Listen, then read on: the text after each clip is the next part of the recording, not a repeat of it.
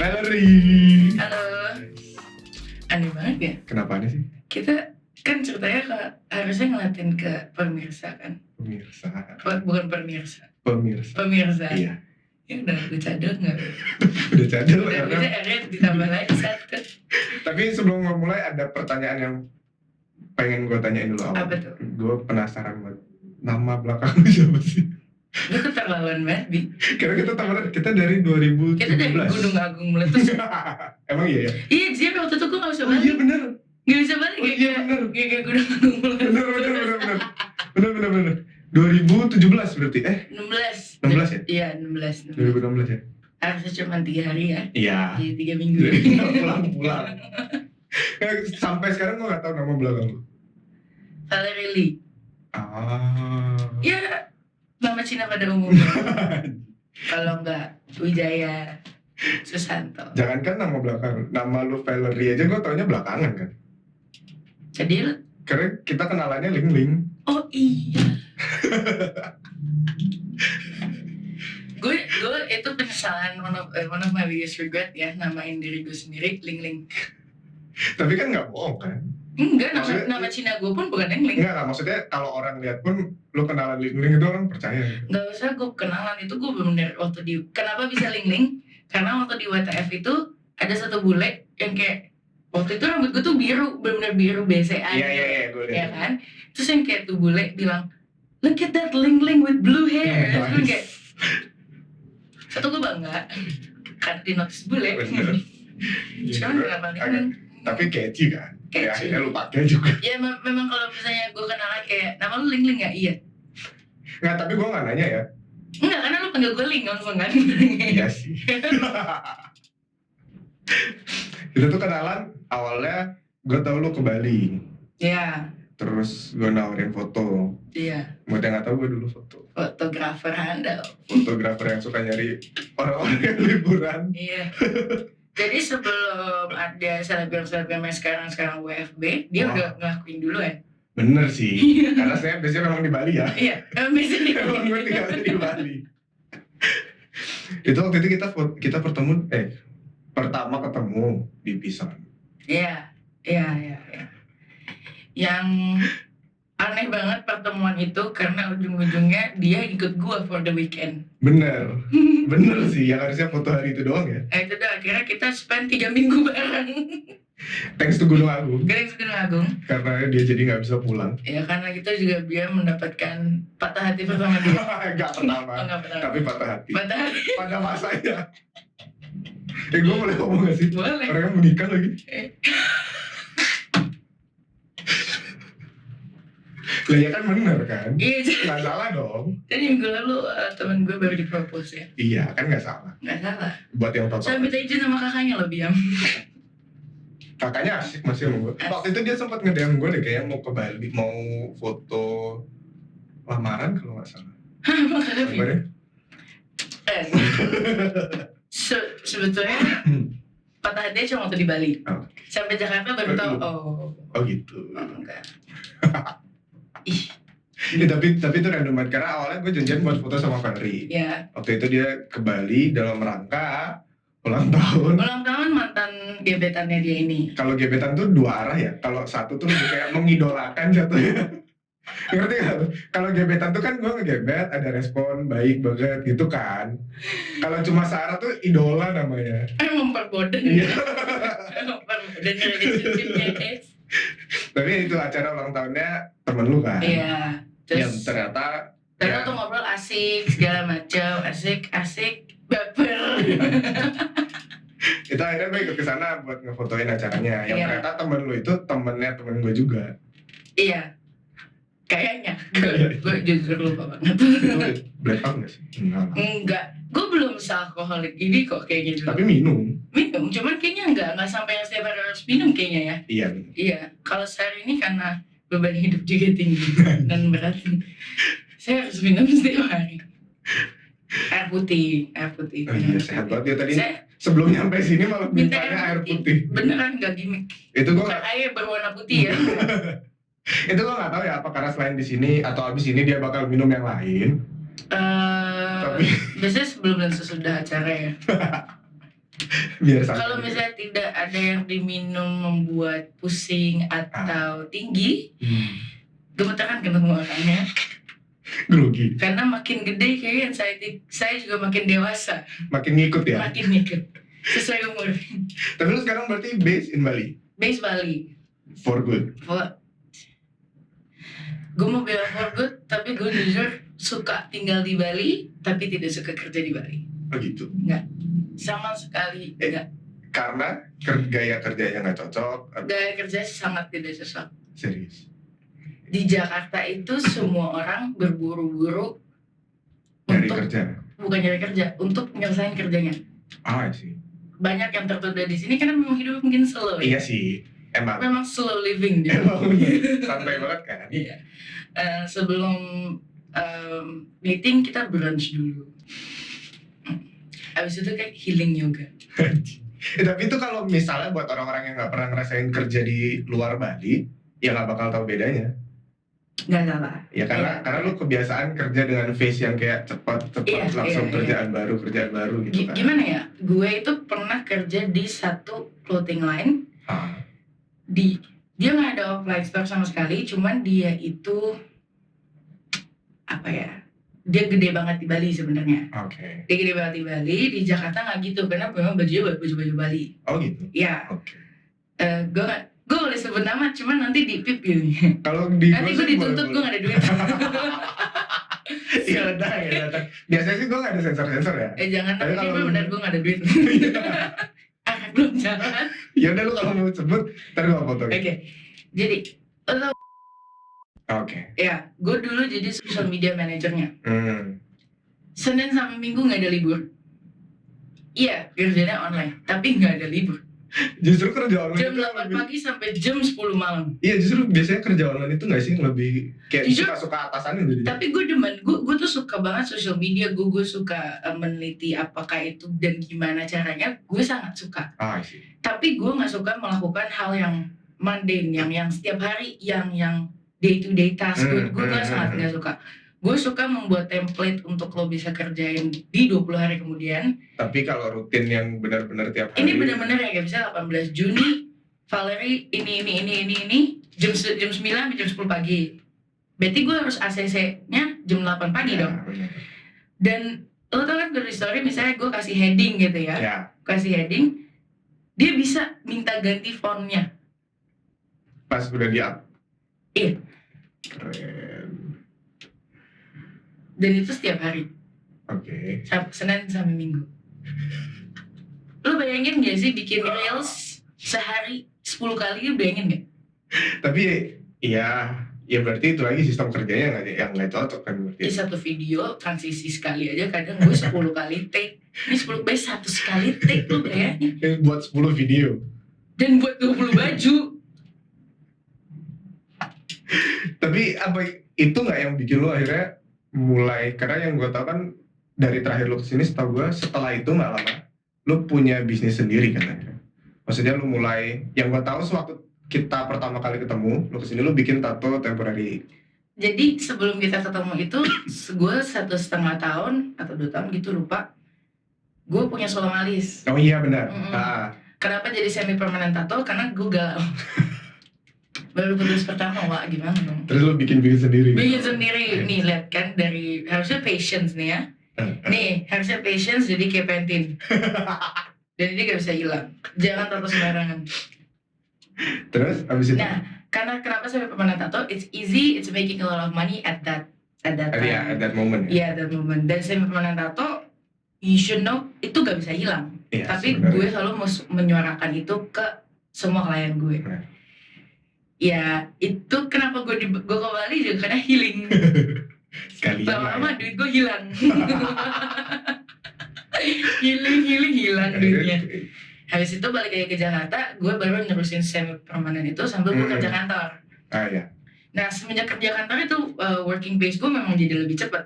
Karena kan ada deadline, ada gitu jadinya. Enggak buru-buru, lebih ke emang normalnya segitu. Normalnya memang segitu. Kayak misalnya kita butuh selesai di minggu ini, berarti lo harus mulai dari Senin. Kami sudah laporan. Basically kan gitu. Oke. Itu nggak susah karena lo punya 24 jam sehari. Iya karena Ya karena waktu awal kerja udah dibiasakan dengan itu. Kayak lo Iya. bilang tadi, kalau orang-orang yang nggak pernah kerja di luar Bali nggak akan tahu bedanya gitu. Iya benar sih. Gue juga nggak bisa komplain. Gue juga nggak bisa bilang orang Bali lelet. Gue juga nggak bisa bilang orang Bali tidak sangat tidak menggampangkan. Sangat menggampangkan. menggampangkan. Tapi gue cuma bilang orang Bali slow habis, slow living. Tapi itu yang dicari orang-orang waktu ke Bali kan. Ya nggak salah, masalahnya kan gue tinggal Bali nih. Dan itu ke bawah di dunia kerjaan, jadi ganggu. Iya. Gengges banget. Terus. Nah, kalau di sini, jadi gue itu kemarin bantuin saudara gue untuk sel kantor lah di sini. Karena mereka baru mau rebranding segala macam, karena kebetulan gue ngerti, jadi satu project ini di zero handle. Lu pernah dengar gak pindahan kantor seminggu? Telepon hari Senin. Ya mbak, ini lagi ini kenapa sosial medianya nggak di-up ya? Kenapa posannya ini aja segala macam? Oh iya mbak, soalnya kita lagi pindahan kantor. Oh ya kapan ya selesai? Gue expect jawabannya, oh mungkin 3 hari 4 hari lagi. Oh ya mungkin Senin depan mbak. Ya udah, mungkin gue sangat mengartikan. Oh mungkin memang, karena di sini banyak banget yang tenggo. Oh iya, oke, benar. Jam 4 selesai, 4 selesai. Iya benar. Jam 3:30 udah siap-siap. Benar. Nggak, di Jakarta tuh juga gitu, tapi sedikit sekali. Gue lebih banyak lembur di kantor. Nah makanya gue sangat membudayakan datang telat, pulang juga telat. Oke. Dan itu nggak masalah harusnya. Islam iya sih. Menurut gue nggak ada hukumnya lo datang telat terus lo dimarahin kalau lo juga pulangnya telat. Oke. Ya kan? Ya. Nah udah dong, mungkin gue mikir mungkin karena kayak gitu dia juga jadi Senin depan karena sesuai jam kerja. Saya telepon lagi hari Senin. Bagaimana sosial media aku masih belum di-up? Tapi gue telepon jam 10 pagi, diangkat jam 12 siang. Aduh. Baru dibalas. Maaf mbak, saya telat tadi, HP saya ketinggalan. 1. Kedua, oh iya ini belum selesai, mungkin lusa baru selesai. Dan itu jadinya itu yang lu bilang jatuhnya seminggu pindahan kantor. Iya, belum 7 hari kerja. Anjing itu kalau perusahaan. Nggak, gue rasa Nabi Nuh udah bikin art 2 kali. Udah bikin kapal 2 kali. Udah 2 kapal. Udah 2 kapal. Ya, dan udah ada 2 lusin binatang di dalam situ ya. Tapi itu parah sih, maksudnya ya kalau. Emang gak semua orang Bali seperti itu. Iya, dan gue menyalahin juga mungkin jumlah karyawannya ngaruh kali atau. Banyak kok. Oke, ya emang salah lu aja ya. Gue udah gak bisa belain lagi kalau sampai situasi salah ya. Lu ngerasain gak hal-hal kayak gitu waktu lu ngebikin atau ngebangun bisnis lu sendiri? Gue itu tipe orang yang ngerjain semuanya dulu sendiri. Kalau sistemnya udah ke setup, gue baru lempar ke karyawan. I see. Atau gue baru lempar ke orang yang gue percaya. Jadi tidak gampang digoyah atau tidak gampang dibelencengkan. Oke, ya karena lu udah tahu waktu yang dibutuhin sebenarnya seberapa. Lu nggak bisa alasan, lu nggak bisa bilang A, I, U, E, O. Gue udah ngerjain ini semua sendiri. Iya benar, oke. Kalau misalnya memang lu tidak dalam timeline, berarti lu memang kurang disiplin aja. Ya. Kalau kurang disiplin ya begadang lah, cari duit, gila lu. Gila. Ya dan nggak yang jatuhnya gimana ngomongnya, karena lagi-lagi lifestyle yang udah biasa. Kan itu, di sini kebetulan petani semua punya tanah berare-are, jadi santai. Sebenarnya dasarnya kaya gitu berarti. Dasarnya nenek moyangnya kaya banget. Dasarnya sebenarnya. Bayangin satu cucu harusnya 10 are. Iya benar. Berapa M dia bisa dapat? Dan ini buat yang nggak tahu, kalau orang agama Hindu itu orang Bali itu kalau meninggal itu ada acara yang namanya ngaben. Itu mereka dibakar dan diarak dulu. Dan itu biayanya mahal banget. Iya. Jadi pada dasarnya mereka tuh emang punya duit kali, dan duitnya tuh buat waktu mereka ngaben. Iya, ngaben. Dan itu ada gitu. Jadi lagi-lagi kalau gue bilang mungkin karena emang dari dulu udah seperti itu gitu, ngerti gak sih? Kalau di Jakarta emang semua orang bahkan nggak beradat. Nggak beradat. Gitu ya. Nggak, ini yang gue ngomong, gue orang Jakarta dan Jakarta banyak yang tidak beradat. Tapi yang pernah gue rasain sih sikut-sikutannya sakit sih. Karena kita perlu duit bos. Dan di sana tuh ya itu kayak tadi Valerie bilang, phase kerjanya cepat dan banyak banget orang yang nyari kerja dan butuh kerja. Jadi orang kalau kerja nggak becus mungkin di Depak ya nggak ribet gitu nyari karyawan baru. Kemarin kan baru ada isu yang bos pecat 10.000 karyawannya lewat Zoom. Oh iya. Itu Jakarta biasa banget. Terus Sekarang 10.000 kan? karena gini, ini yang pacar gue bilang dan gue setuju banget. Dia bilang sebenarnya itu lebih efektif dan bikin kita nggak kesel. Kenapa? Kalau lu bayangin di ke kantor macet-macetan. Iya benar. Untuk ke HR office doang, untuk dipecat pulang macet-macetan lagi. Apa lu nggak mau bunuh diri? Jadi tambah stres sebenarnya. Iya kan? Benar. Kayak gitu kan kayak ya udah habis itu gue ke bar aja. Bener sih, masuk akal sih. Gak keluar duit, Masuk akal, nggak buang waktu. gak buang waktu, bisa cari kerja lagi habis itu. Bener. 2 jam loh, lo kira Puri Sudirman itu cuma sejam? Positifnya sih gitu ya, masuk akal sih. Oke, here. Lu kalau misalnya mau memikirkan semua feeling semua feeling orang dunia ini, ya lu jadi Tuhan aja. Simple saying, lu nggak bisa bikin semua orang senang kan. It's either keluarga lu nggak makan atau makan. Atau lu yang gak makan. Iya. Itu aja, lu mau ngorbanin lu nya aja atau orang lain gitu. Iya. Fair-fairan aja. Iya. Karena nggak usah ribet ya dengan orang-orang yang misalnya kayak lu bilang kerjanya lambat atau kayak tadi misalnya dari 10.000 karyawan itu kan berarti nggak beres dong kerjanya sampai dipecat massal misalnya. Tidak berini kali ya, berdampak lebih. Iya. Iya. Tapi kan dari situ kan berarti kan yang akan dikorbankan adalah misalnya bosnya atau misalnya ya atasan-atasannya, Iya. perusahaannya. Iya, sebenarnya pasti ada resiko ada collateral damage-nya juga. Iya benar. Dengan even memecat 10.000 karyawan, si atasannya juga tanggung jawabnya lebih gede. Iyalah. Lu kira lu doang yang dipecat? Lagian itu mecat 10.000 karyawan, kalau misalnya perusahaannya dalam keadaan baik ya, itu juga bukan hal yang gampang sebenarnya karena dia harus nyari replace, apalagi 10.000 iya. Konser slang 10.000 konser kakak slang. Gila. Dan itu hal yang gak gampang kan, dan itu hal yang jarang dipikirin sama orang lain gitu. Iya. Orang cuma ngeliatnya kayak tega banget mecat 10.000 karyawan secara langsung gitu. Ya lu kadang juga tega lihat orang tunanetra jualan kerupuk nggak beli kerupuknya. Iya benar. Kenapa lu harus tega nggak tega sama kayak gitu? Kenapa? Karena lu relate. Karena lu dipecat juga selama pandemi ini. Egois. Banyak yang ngalamin gitu. Dan kalau mau dibahas secara detail, justru yang punya bisnisnya atau yang punya perusahaannya yang ngalamin hal lebih besar karena tanggung jawabnya lebih besar. Kadang nggak gajian. Benar. Terus kadang dia belum lagi kalau misalnya itu gue yang paling gue bayangin kalau misalnya pas dia lagi down bisnisnya, terus harus istilahnya waktunya bayar pajak atau bayar kontrakan kantor misalnya. Utang. Iya, itu kan PHK karyawan yang lebih dari beberapa tahun juga duit. Benar harus ngeluarin pesangon kan. Iya. Dan itu anggap aja karyawan itu kalau misalnya dipecat, ya udah gitu, dia tugasnya adalah mencari pekerjaan baru untuk keluarganya istilahnya.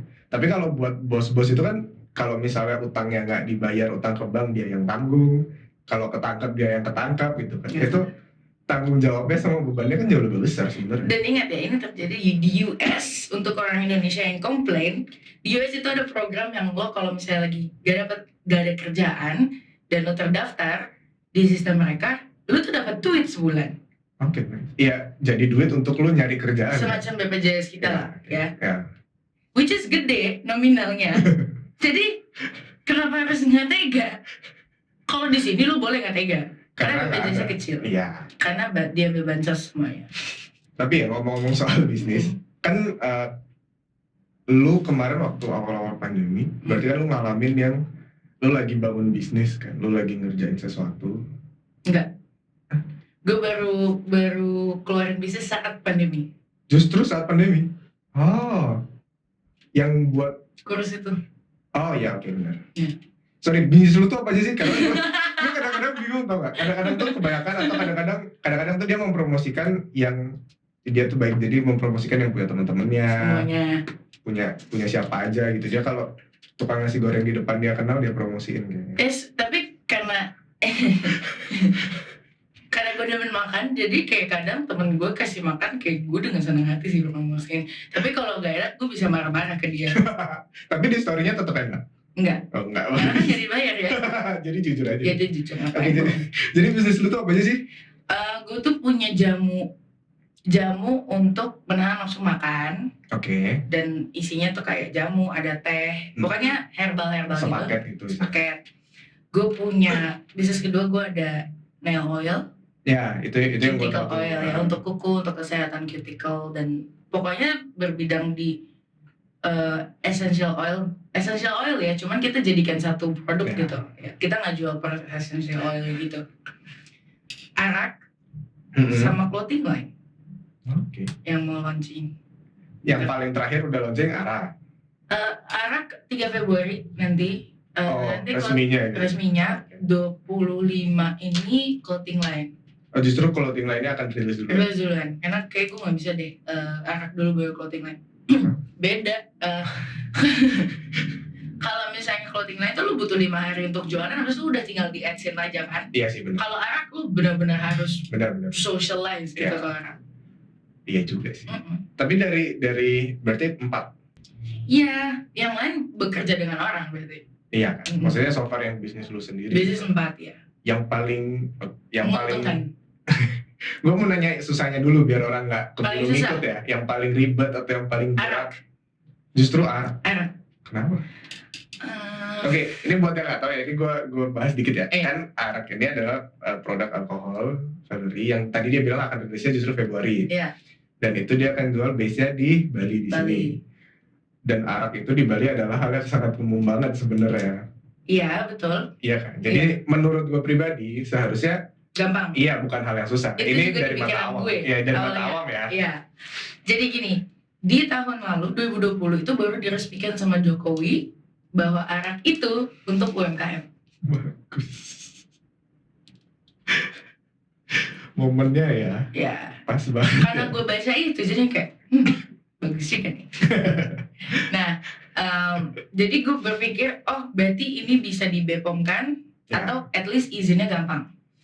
Karena ini memang kan difokuskan untuk UMKM. Karena memang yang distillery arak itu disebutnya petani. Petani arak kan.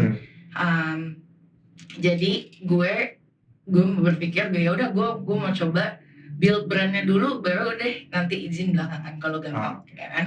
Karena kan pembuat pendirian CV, HKI segala macam kan it takes time juga kan.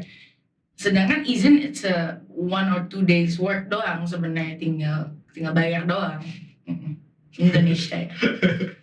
Nah, ternyata hukum di Bali untuk arak itu apa ya? Jadi di setiap negara itu memiliki investasi negatif. Oke, ya. Kalau kayak Dios mungkin gambling kasinonya ya. Ini buat yang nggak ngerti ya. Iya, ini tuh arak. Di Indonesia tuh arak. Salah satunya arak. Terbesarnya arak.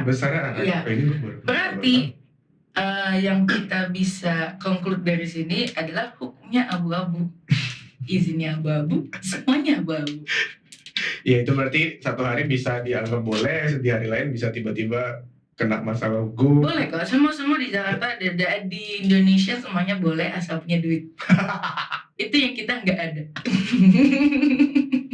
Fair.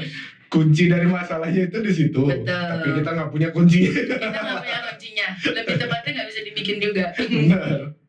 Nah, jadi kita sekarang kuncinya doa aja sih. Jadi justru yang paling berat itu. Paling berat itu.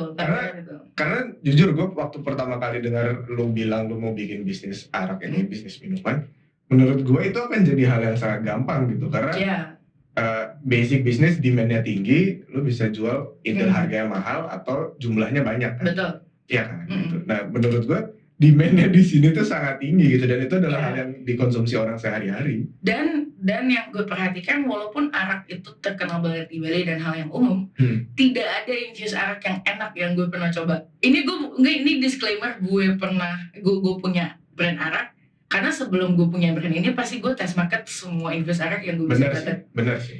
Gak ada satupun infus arak yang gue merasa ini, karena arak itu yang gue treat itu kayak gin.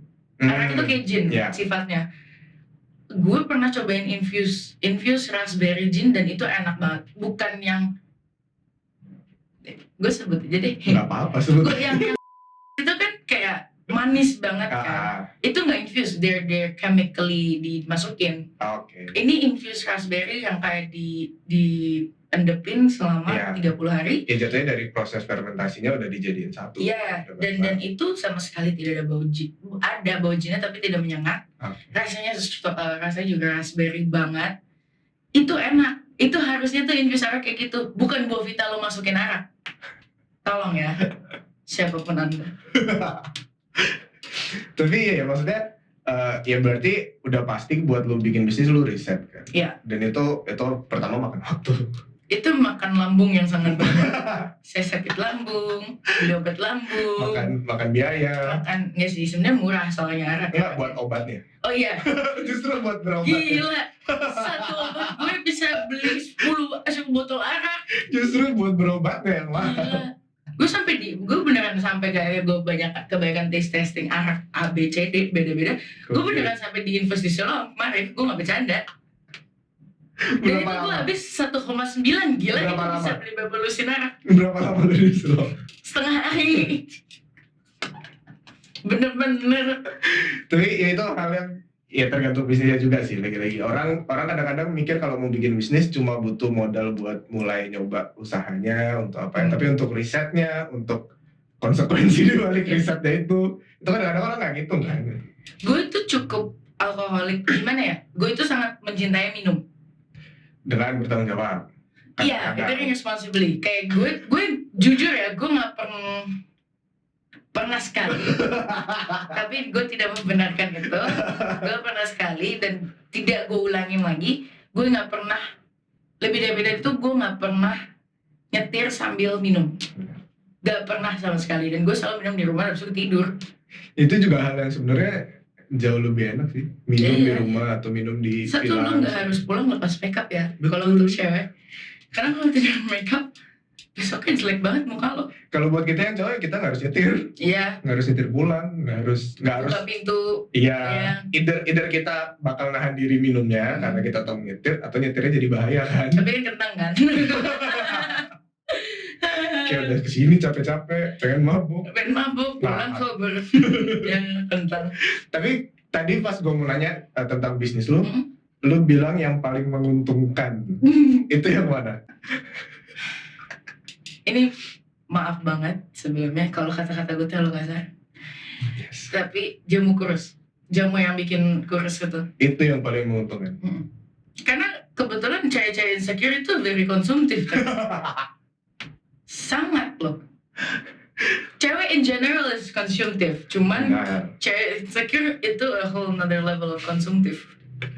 Tapi itu lu nyoba sendiri dong. Kalau lu bilang tadi arak aja lu ngetes. Iya, semua produk gue itu gue jadi kelinci percobaan sendiri. Iya. Iya. Gue itu udah cobain obat diet di mana-mana. Dari yang si sopan itu di Jaksa itu kan udah obat diet ya. Gue cobain malah sakit mah karena dia ada kandungan kopi hijaunya. Oke, ya. Which kopi hijau itu kafein tertinggi di dunia perkopian. Gak bisa, tapi memang bagus banget obat diet gue. Iya, sangat. Itu 2 minggu termahal. 1 obat yang mahal, kedua obat gue mahal. Tapi efektif. Sangat, itu bagus banget. Cuman ya sayangnya itu. Ya jadi waktu pas pandemi itu gue lagi lebih gendut lagi daripada jauh banget. Kayak 65, 66. Gendut deh. Nah, waktu pandemi karena gue nggak tahu mau ngapain, gue coba bikin jamu. Karena kebetulan di rumah memang gue suka bikin jamu kunyit asam gitu loh. Suka bikin sendiri. Ya udah gue research kayak gimana ya bikin jamu yang kayak nafsu lapar gitu. Bikin bisa. Berhasil. Tapi karena gue malas, gue suruh mbak jamu bikin. Iyalah kalau bisa suruh orang kenapa gue sendiri. Tapi kan biasanya ya kayak lu tadi lu nyoba obat kurus yang lain kan, itu kan efeknya ke lambung. Paling karena ide dasarnya rata-rata obat kurus itu kan nahan lapar, jadi lu nggak perlu nafsu makannya berkurang gitu kan. Iya, karena ini gue kasih insight. Banyak obat yang bikin lu kembung doang. As in dia bikin asam lambung lo naik. Abis itu coba minum Nexium, pasti lo lapar. Atau Policillin, pasti lo lapar. Percaya gue. Tapi kalau punya lu, Sejauh yang lu tes gitu? Sejauh yang gue tes itu enggak, karena dia itu lebih ke lu pernah nge-gym gak? Iya. Lu pernah cobain kreatin kan? Iya. Lebih kayak gitu. Oke. Lu haus, lu minum terus, terus gampang keringetan. Tapi lu nyaranin ini nggak? Karena kalau misalnya nge-gym kan kita tetap butuh pengganti, kayak misalnya buat proteinnya dari yang lain gitu misalnya. Gue sangat tidak menyarankan untuk diet tidak makan. Iya. Karena yang gue promosikan dari ini adalah you fix your eating habit. Oke, true. You fix your eating habit biar satu, kalau lu punya GERD, ya lu jangan sengaja lupa makan. Oke. Makanlah 3 jam sekali dengan porsi yang sedikit. Iya. Itu yang gue belajar waktu gue jadi plant based. Jadi belajar masih jadi plant based nggak? Masih. Sama pesanin gue Burger King dong. Ada kan yang plant based Burger King? Nggak enak kan? Tapi gue manajerin satu artis yang plant based dan makanannya tuh cuman gue hitung jari yang enak. Sebenarnya artisnya tuh tinggal di sini. Artis yang plant based itu yang tinggal di sini. Iya. Iya. Itu daerahnya masih untung kan, maksudnya daerahnya. Oh sekarang udah di Jakarta, udah kasihan lagi. Sekarang udah di Jakarta. Iya. Jadi tuh di Jakarta ada satu plant based restaurant namanya Ivy. Iya. The best impossible meat that you will ever find in Jakarta sekarang udah nggak ada. Tapi itu balik lagi, itu hal yang gue belajar waktu gue jadi plant based, karena banyak banget yang ngasih tahu, yang nyaranin bahwa lu kalau plant based, waktu lu jam makan, lu mau makan banyak, lu akan lebih cepat lapar. Betul. Iya kan, karena nggak ada karbohidrat itu, walaupun proteinnya oke, tapi tetap akan lebih cepat lapar. Dan itu yang diajarin adalah misalnya nyemil buah atau kayak protein bar, yang gitu-gitu. Sebenarnya memang ya inti dasar dari diet jangan rakus. Basic ya. It helps self fucking control gitu. Dimanapun, minum, kerjaan, korupsi. Bener, kalau kebanyakan ketahuannya. Iya, 17 teh lu keterlaluan aja. Bener sih. Wow. Bener sih. Tapi lu, oke, ini gue tarik mundur ya. Lu sebelum punya bisnis berarti lu kerja sama orang. Kerja korporat. Kerja sama orang. Ya. Terus lu belajar cara lu ngebangun bisnis tuh dari mana? Karena lu mulai ngebangun bisnis satu aja itu yang pertama udah gak gampang. Ya. Dan ini lu ngerjain 4. Ya memang gue gak punya social life. Jujur. Happy place gue itu cuma Netflix dan anime ya. Dan alkohol. Tapi iya ya. Iya juga ya. Lu juga gitu. Gue kalau nggak kerja di rumah podcast udah habis. Iya, benar, sama. Kalau gue satu lagi sih ngurusin anjing. Oh iya, gue juga punya anjing 2. Iya, kayak ribet kan, mahal juga kan. Tapi seneng kan? Seneng. Oke, balik, lu belajar bangun bisnis dari mana? Kalau sebelum gue kerja dengan orang, gue mempunyai bisnis juga kan. Yang gue jatuh bangunnya di situ. Bisnis, prinsip percobaan pertama gue tuh di Sulam itu sebenarnya. Kayaknya semua orang selalu akan punya bisnis. Pasti. Percobaan deh. Kalau misalnya lu bisa one time terus lu boom, lu one of the luckiest person. Yeah, and you should be grateful. Yeah, you should be grateful, dan lu emang pintar banget ya. Lu bener-bener cekatan bagus. Karena gue bener-bener slow banget dulunya. Jadi sebagian orang tuh pasti punya bisnis yang pertama kali hancur atau nggak booming atau nggak. Jujur, bisnis pertama kali gue tuh nggak hancur, yang hancur gue.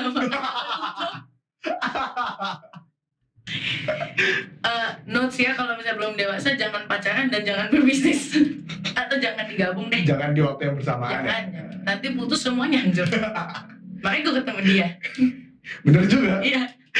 Tapi itu awalnya berarti bisnis bro lamination?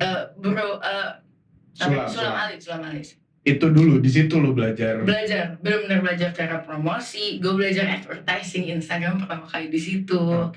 Gue belajar, promosi itu kalau orang lebih demen ya lihatnya yang buy two get one daripada promosi 20%. Iya benar. Iya, something like that, something yang engage itu, to customers. Kayak sosial psikologinya marketing kan? Iya. Itu benar-benar gue belajar semua dari situ. Gue juga belajar cara menata feeds, cara foto yang baik, beli ring light yang bagus. Itu gue benar-benar belajar di situ. Abis itu sempet off, karena sempet off, gue merasa kayaknya gue lebih bagus kerja sama orang dulu deh, untuk to learn more. Oke. Nggak sih, lebih tepatnya gue perlu stable income. Waktu itu masih hancur banget. Gue butuh stable income. Jadi ya gue kerja sama orang. Tapi ternyata I seem to like it waktu gue kerja sama orang. Oke. Nah itu gue lebih belajar lagi di situ. Belajar waktu kerja sama orang itu lebih belajar lagi. Lebih belajar lagi. Bukan berbisnis ya, lebih ke bernegosiasi, Oke, ya. business plan dan Nice. lain-lainnya. Ya buat apa kuliah kan, dan lo kerja sama orang diajarin bayar lagi. Lu kuliahnya S1 apa? fashion. Nggak nyambung. Emang. Oh, terakhir ya bukan mau bikin clothing line kan? Iya itu pun kayak gue nggak even bikin polanya, enggak. Semuanya udah ada ya? Iya. Tapi sekarang lu berarti selain bisnis lu kerja sama orang as Gue kerja di 2 perusahaan berbeda ya. Ah. Jadi gue kerja di klinik kecantikan as marketing manager ya, bisa Oke. dibilang. Sama gue manajer yang satu ex-YouTuber namanya Andovida Lopez. yang udah balik ke Jakarta. Yang udah balik, yang kasihan banget sekarang karena gak enak. Itu lu kalau lu bilang lu tadi belajar tentang advertising di Instagram utamanya kan, marketing di sosial media gitu. Sekarang kan semuanya berubah ya, maksudnya Betul. iya kan, dari promosi yang berbayar dan yang gratis, terus algoritmanya berubah. Ya. Itu lu gimana caranya, bukan caranya survive, maksudnya lu adaptasi sama itu gimana? Udah harus adaptasi. Dia tinggal orang itu kan suka nyaman sama satu hal dan dia jadi kagok kalau misalnya dikasih hal yang baru. Benar. Jangan nyaman. Anggap aja project 1, project 2, project 3. Dan harus dikerjain dengan cara yang berbeda-beda. Kayak lo approach orang nggak bisa lo templatein semua sama. Iya benar. Even lo mau endorse orang kayak let's say kita endorse A, kita nggak mungkin copy paste ke B. Benar. Kita pasti tambahin yang di A walaupun template-nya sudah ada. Ada dasarnya. Ada dasar. Instagram Ads kan nggak juga berubah, tiba-tiba lo harus pakai Yahoo. Iya sih. Iya kan. Tetap Facebook. Benar. Karena buat gue pribadi itu yang mungkin gue juga belajarnya agak telat ya. Itu yang agak ngagetin karena kemarin bisa waktu gue pertama kali belajar adalah tetap biasa di Instagram, Facebooknya itu cuma justru sampingan gitu, kayak nggak harus ada di situ. Tapi sekarang justru utamanya kan di Facebook kan, dia tetap utamain iklannya di sana. Yang di Instagramnya cuma justru yang jadi kayak sampingan. Katalog. Instagram itu katalog. Iya benar sih. Kalau engagement di Instagram bisa besar bagus, cuman kalau nggak apa-apa. Iya benar. Iya. Karena ini ada satu hal yang gue sempat kerja gue sempat kerja sama gue salah satu untuk social media marketing. Ini adalah hal yang banyak banget orang awam atau nggak usah orang awam deh, orang yang punya bisnis pun itu sering salah menyamakan antara marketing dan sales. Bener nggak? Aduh. Bukan cuma gue yang ngerasain kan? Itu lagu lama banget dulu sebelum gue pindah sini. Gue itu juga, gue juga kerja di klinik kecantikan. Emang dunianya dia tuh ya di situ-situ. Iya, karena cuan banget gitu. Lu kalau mau kaya, klinik kecantikan emang banyak cewek insecure. Bener. Jadi duit lagi ya? Iya. Lu pikir Wakdoyok itu bukan karena cowok insecure yang gak bisa punya brewok? Bener, gue gak bisa bilang kita gak cuma ngomongin cewek loh. Bener. Sebelum gue pindah Bali, gue itu kerja di klinik kecantikan. Gue itu as PR, marketing, purchasing, sama clinic manager. Itu lu ngerangkap terpaksa atau ya, lebih ke dipaksa ya. Karena harusnya itu semua bayarannya beda-beda ya. Iya. Harusnya itu satu orang Iya. Harusnya bayar bener-bener. Harusnya gue dibayar dan harusnya gue treatment juga dibayarin. Bagus. Enggak, gue bayar dong. Jadi gue setiap bulan dipotong gaji setengah karena gue kebanyakan treatment. Iya kan ngatas produk sendiri. Buat promosi. Bukan produk gue sendiri, produk orang lain. Gila loh.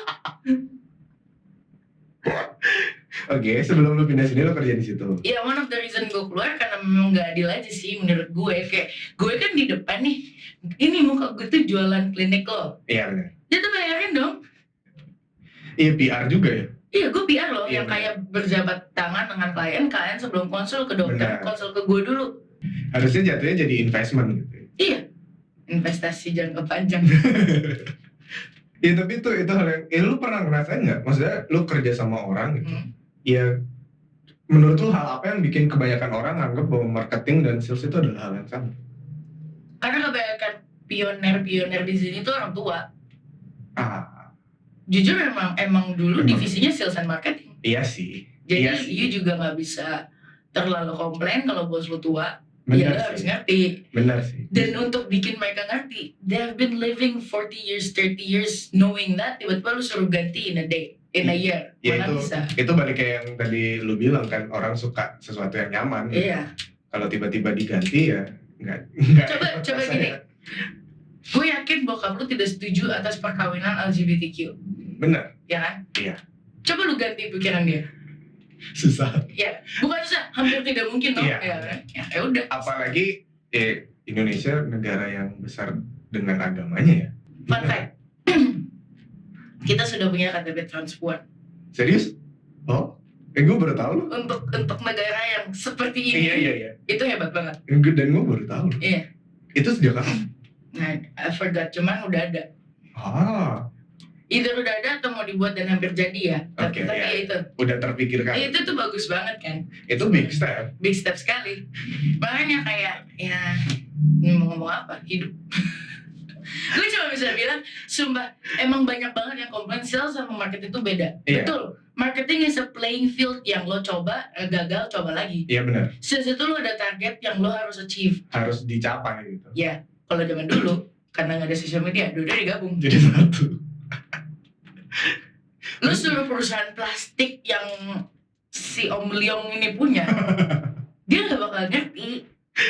Kecuali dia berwawasan sangat amat luas. Dan sampai sekarang masih terbuka untuk belajar ya? Iya. Dan itu hal yang cukup. Ya gimana lu mau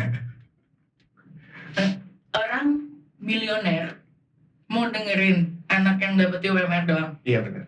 Susah banget untuk mereka turunin ego mereka untuk ngerti dan mau belajar. Iya dan nggak bisa nyalain siapa-siapa karena kondisinya gitu aja gitu. Karena dia bukan Nadiem Makarim.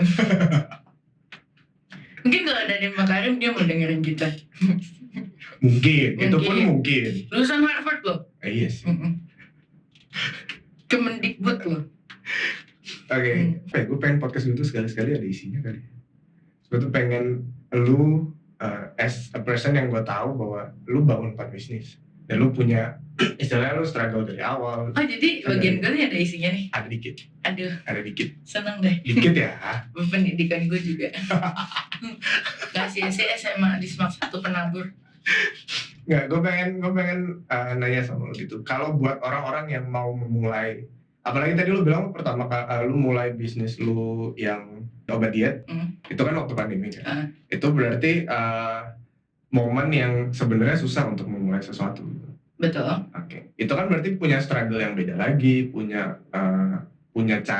cara fight yang lu harus adaptasi lagi sama kondisi waktu itu kan.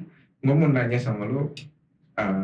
Gimana? Hal yang paling penting menurut lu untuk orang-orang yang baru mau memulai bisnis itu, yang harus mereka pegang, yang harus mereka percaya, yang harus mereka terapkan gitu. Oke. Harus lihat semua hal itu, apapun yang lo mau buat, make sure it's sustainable, it's versatile, it's sustainable. By means sampai lo mati ini tuh nggak akan hilang. Or at least sampai 10 tahun ke depan. Contohnya kayak makanan gitu misalnya, kebutuhan orang atas makanan, kebutuhan orang atas baju gitu. Benar. There's a reason kenapa people are into properties juga. Iya benar. Ya, gak mati.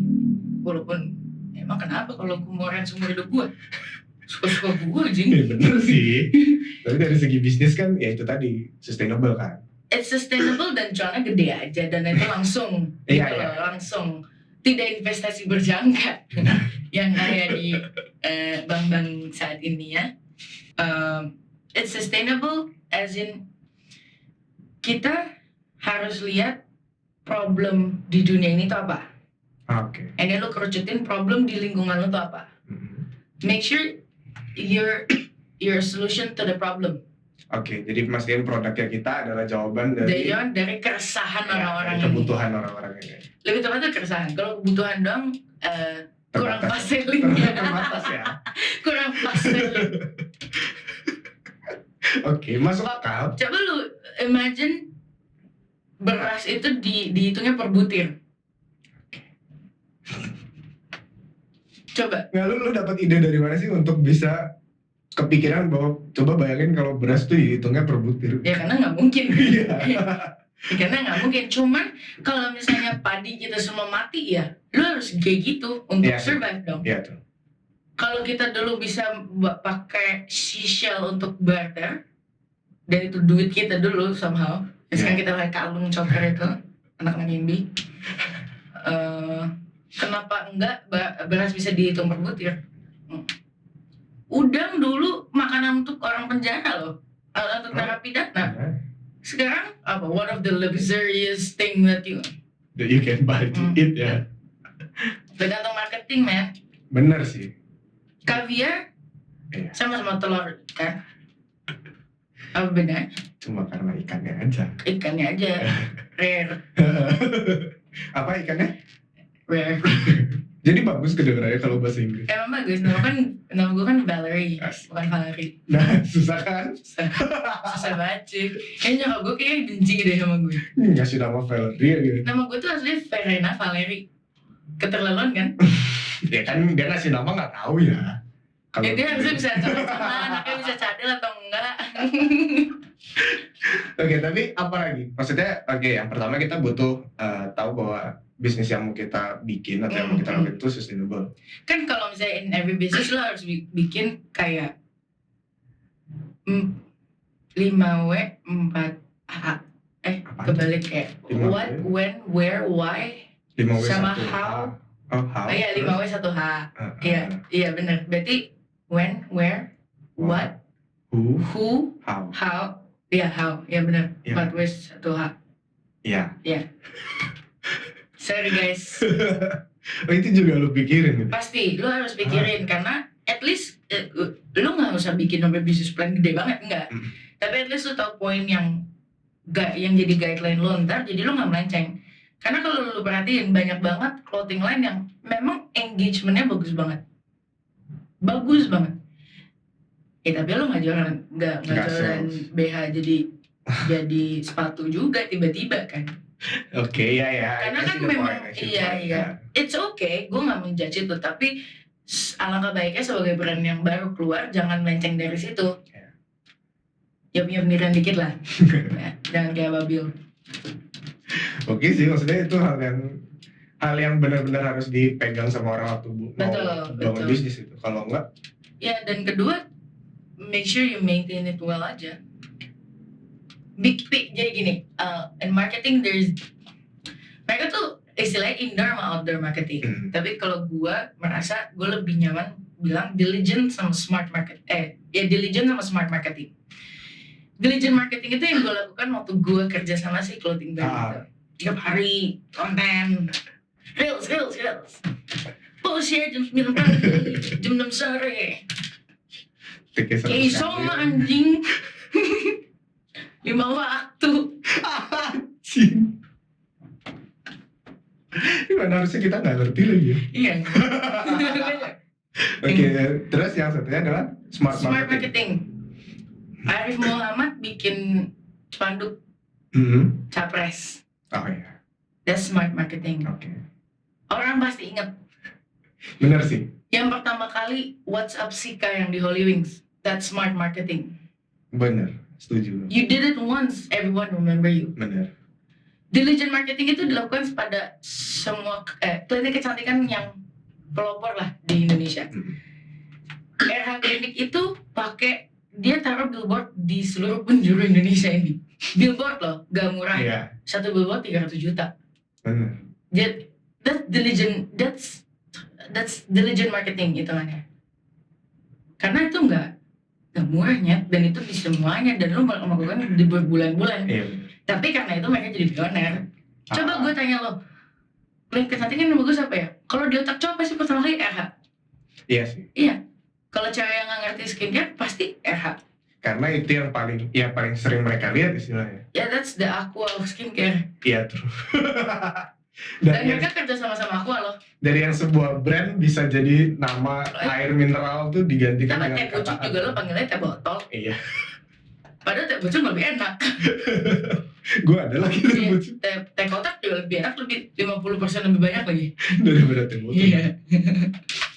Iya sih benar. Iya, I think kalau misalnya lu mau se-idealis itu, kalau lu memang mau stick to a guideline, you should do that. Kayak bikin brand lo tuh ya salah satu pioner lah, salah satu pertama kali. Tapi kalau mau fast selling ya ambil aja dari Cina lo jual lagi. Setelah tiket label kan nggak susah. Balik lagi ya ke tujuan utamanya ya. Tujuan utama lo apa? Iya. Nice. Make it sustainable tapi again dengan tujuan masing-masing. Iya benar. Kalau lo butuh duit cepat ya cari Iya, cara iya. yang buat cepet Download jalan. AliExpress. Benar. Cari yang MCQ-nya paling dikit, lu kirim ke sini, lu jualan. Benar sih cepat dapat. Apa aja ada, Benar. dari furniture sampai baju. Yang gua kira kemarin udah rilis itu Maret, tapi ternyata Maret Udah rilis di semua Lampung. Di Lampung gua udah rilis. udah launching. Udah launching. Itu gua kira ternyata Maret. Februari. Iya Februari, sorry ternyata Februari. Terus nextnya adalah baju. Mm-mm. Mudah-mudahan sukses lah semuanya. Amin. Kayaknya sukses juga belajar lah. Jadi tahu salahnya di mana. Bener sih, kalau nggak nyoba nggak tahu ya. Iya. Kalau misalnya memang gagal, jangan pernah jangan pernah merasa you're the shittiest person in this world. Ada yang buta jualan kerupuk doang kok. Bener. Hidup lu nggak susah itu. Masih ada yang lebih susah ya. Iya. Thank you ya Pak. Makasih. Kali ini ada isinya. Sebenarnya kita belajar apa kayak marketing. Kemarin lu ngomongin apa sih ke kemarin? Nggak ada. Nggak ada. Gue pernah podcast yang ada isinya itu cuma satu. Itu pun secara detail ngebahas tentang Spider-Man kemarin waktu baru rilis. Oh gue kira konspirasi. Kali ini ada isinya podcastnya. Jadi diam judge. Waduh. Thank you ya Pak. Sama-sama. Bye. Gue kemana? Kemana?